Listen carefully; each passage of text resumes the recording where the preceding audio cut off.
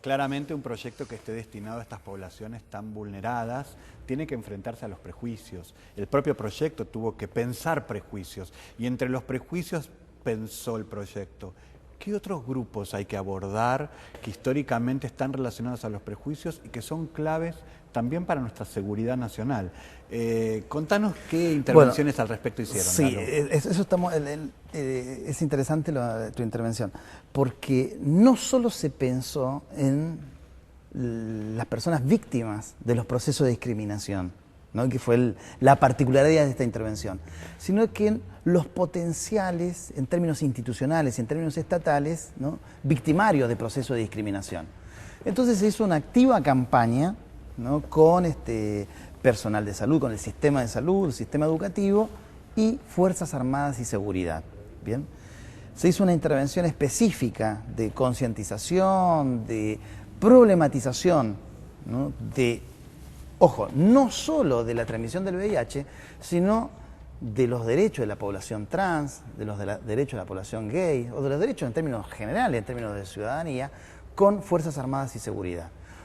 Y los cuales fueron muy receptivos a estas actividades de promoción y de abogacía por derechos. Principalmente recuerdo cadete de Policía Federal, Gendarmería, Prefectura Nacional. Es decir, las instancias nacionales particularmente fueron muy receptivas, ¿no? A estas actividades en las cuales vos has sido un partícipe activo, digamos, de ese proceso, ¿no? A tal punto... Porque además, dentro de estas fuerzas de seguridad y de defensa, también hay homosexuales que se casan, personas trans que estaban por ser incorporadas, y todo eso generaba un efecto interno dentro de las fuerzas que había que abordar. Claro. Y bueno, una particularidad es que esta intervención, este tipo de intervención generó un aprendizaje o una buena práctica a nivel internacional, ¿no? Para el Fondo Mundial, que tiene intervención en todos los países, principalmente en África, ¿no? Porque las prevalencias de VIH afectan a mucha población, más todas las intervenciones en América Latina, en Europa, en los países asiáticos. Esto fue tomado como un ejemplo, ¿no? Generamos una buena práctica. Generamos una buena práctica a nivel mundial. Si uno lo empieza a mirar, a escarbar un poco, o sea, fue muy interesante en términos de intervención de organismos nacionales de seguridad y Fuerzas Armadas.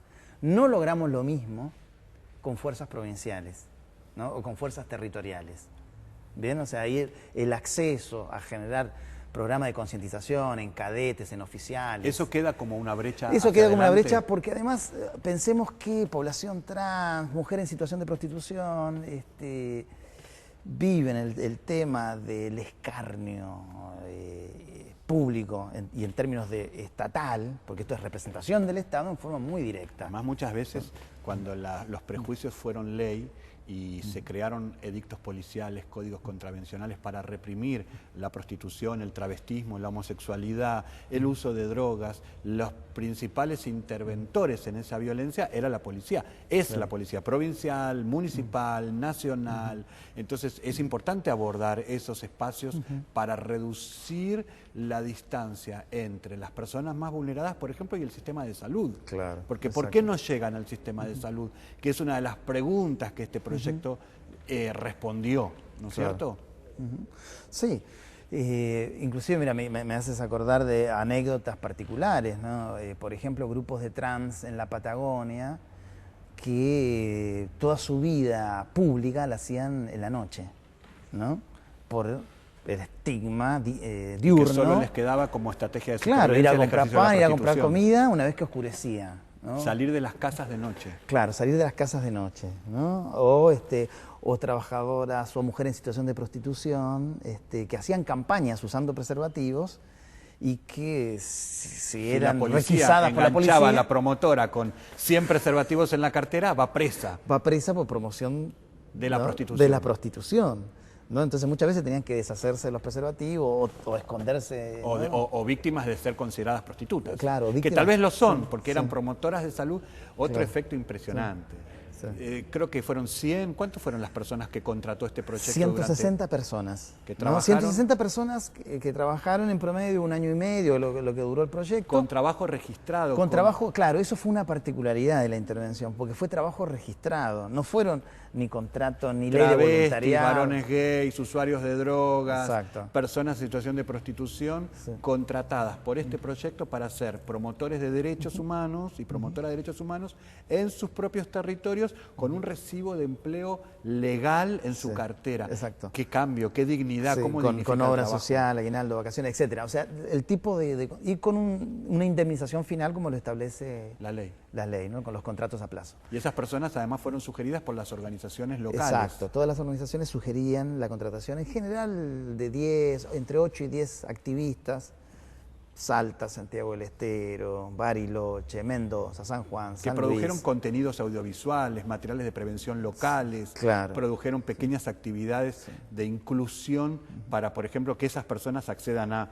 Finalmente terminaron accediendo al acceso universal de todo tipo de derechos, de asignación universal por hijo, el subsidio de emergencia habitacional, el subsidio por discapacidad, la pensión por discapacidad, acceso a turnos de testeo facilitados, han accedido a preservativos, a educación en derechos humanos, cómo armar una carta documento, cómo reclamar, han tenido abogacía, defensoría de entre sus propios activistas poblacionales frente a la policía, al Estado en sus diferentes reparticiones, Claro. y han tenido acceso a financiamiento para terminar sus estudios, para pequeños enseres domésticos. Claro.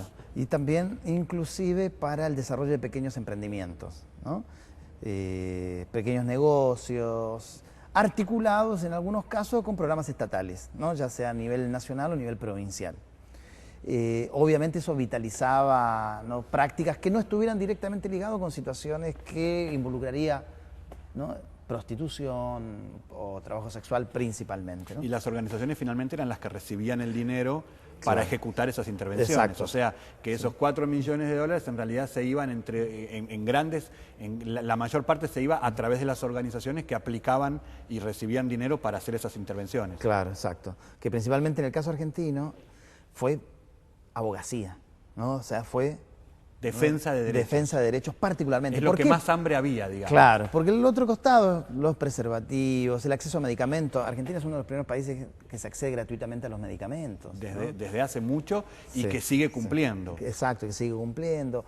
La masificación del testeo, el seguimiento de las notificaciones, todos esos saldos relativamente, y en términos generales, bastante completos por parte del Estado. Nos vamos a Entonces, saltear los dos dale. tapes para seguir hablando, Dale. así te Dale. sacamos más Dale. provecho, pero había uno sobre personas homosexuales varones y otro sobre personas trans. Sobre las personas homosexuales de varones se me ocurre que nos queda como una clara brecha a resolver desde el Parlamento, remover las barreras para el acceso a donar sangre. Porque recién vimos la campaña para donar sangre, pero la ley de sangre argentina sigue prohibiendo a los homosexuales donar sangre. La sangre gay es descartada, es casi nazi eso.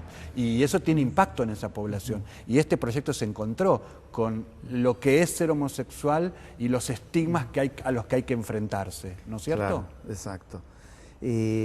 Si uno lo compara con los otros grupos, las particularidades de la población gay argentina es diferenciada, ¿no? En términos de nivel educativo, el tipo de inserción ocupacional, la procedencia social, eso no quita los problemas. Pero también hay personas homosexuales en los sectores más populares, en las villas. Sí, yo digo en términos generales, ¿no? transversal. En términos generales, ¿no? En términos de datos agregados. Si uno mira la masa de población encuestada, ¿no?, se hizo un estudio de 2.700 casos, sus particularidades obviamente son muy diferentes de la población trans, ¿no?, por ejemplo, ¿no? Que sí vive situaciones de mayor vulnerabilidad, mayor estigma, ¿no?, mayor discriminación, ¿no? Y las particularidades no son tanto el acceso, ¿no? O sea, no es tanto, fíjense que es curioso, porque no es tanto el acceso a servicios, que es donde uno podría intervenir desde la lógica de mejorar las condiciones estatales, sino más bien el estigma discriminatorio cotidiano, ¿no?, o cultural. Decime un ramillete de lecciones aprendidas que este proyecto deja. Uno es el tipo de vínculo con organizaciones sociales, ¿no? Creo que trabajar con organizaciones sociales permite llegar a aquellos rincones, a aquellos lugares, a aquellos espacios donde la intervención estatal ¿no? En su formato institucional no puede llegar. ¿Bien? Hay actividades que son ocultas, ¿bien? Y que no se llegan si no son a través de canales de confianza. Como intermediarios. Claro, como mujeres en situación. Dos más. Otra lecciones aprendidas que hay que solventar y mantener son las campañas de abogacía en Fuerzas Armadas y Seguridad, ¿no? Y ampliarlo con mayor cobertura territorial. Hacia las provinciales. Me refiero a Policía Metropolitana, Policía y municipales. Policía Municipal, o sea, llegar a ese nivel, porque ahí es donde se sufre más directamente Un tercero estigma. Y vamos a cerrar el programa con una tercera lección aprendida. Y una tercera lección aprendida es la capacidad de vincular la intervención estatal, ¿no?, con las prácticas que orienten, en el caso de mujeres en situación de prostitución, salir de actividades o tener una respuesta estatal para erradicar una situación de vulneración de derechos, obviamente.